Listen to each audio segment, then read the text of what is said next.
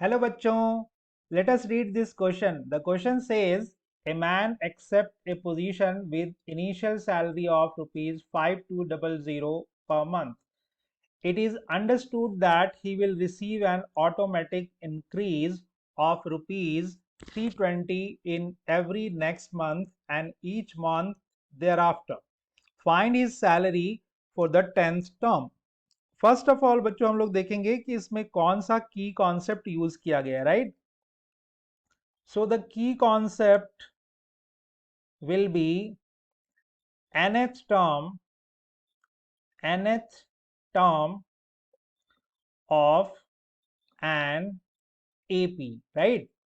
तो क्वेश्चन क्या कह रहा है, आइए क्वेश्चन को देखें। क्वेश्चन ये कहता है कि फर्स्ट मंथ में एक व्यक्ति जो है वो अपॉइंट हो रहा है सैलरी कितने पे, रुपीज 5200 पे। हर मंथ में उसको 320 का इंक्रीमेंट मिलना है। तो सेकंड में कितना मिलेगा, इसमें 320 ऐड कर दो तो ये हो जाएगा 5520, इतने रुपीज मिलेंगे उसको।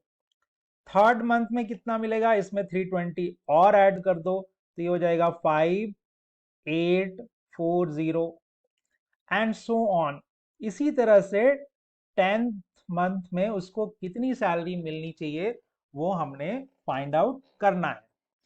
अब हम लोग गौर से देखें तो देखो ये जी एक एपी है जिसका ये फर्स्ट टर्म है, ये सेकेंड टर्म है, ये थर्ड टर्म है।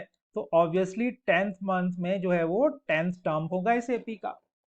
तो हमें इस एपी का 10th टर्म निकालना है। अब इस एपी का जो पहला टर्म है दैट इज 5200, राइट?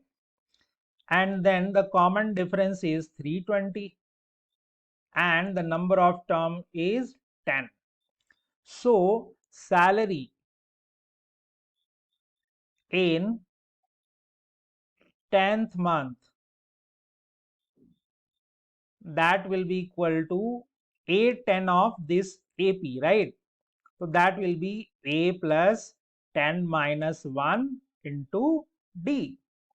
तो आइए इसको हम लोग निकालते हैं, कितना आता है देखते हैं। सो A10 यहां से अगर निकालें तो A की वैल्यू देखिए कितनी है, 5200 प्लस 10 माइनस 1 9 हो जाएगा और D कितना है 320, राइट? तो दिस इज 5200 प्लस इसको मल्टीप्लाई कर लीजिए 900, 9 2 जा 18, कैरी 1, 9 3 जा 27 एंड 28। अब इसको ऐड कर देते हैं तो देखिए 0 प्लस 0 0 हो जाएगा, 8 प्लस 0 8 हो जाएगा, 8 और 2 10 हो जाएगा, कैरी 1, 5 और 2 कितना हो जाएगा 7 और 1 8। तो A10 जो है वो इतना आता है। इसका मतलब कि जो सैलरी इन 10th मंथ मिलेगा उस आदमी को that will be equal to rupees 8080। So बच्चों, this is the final answer and I hope you understood it well.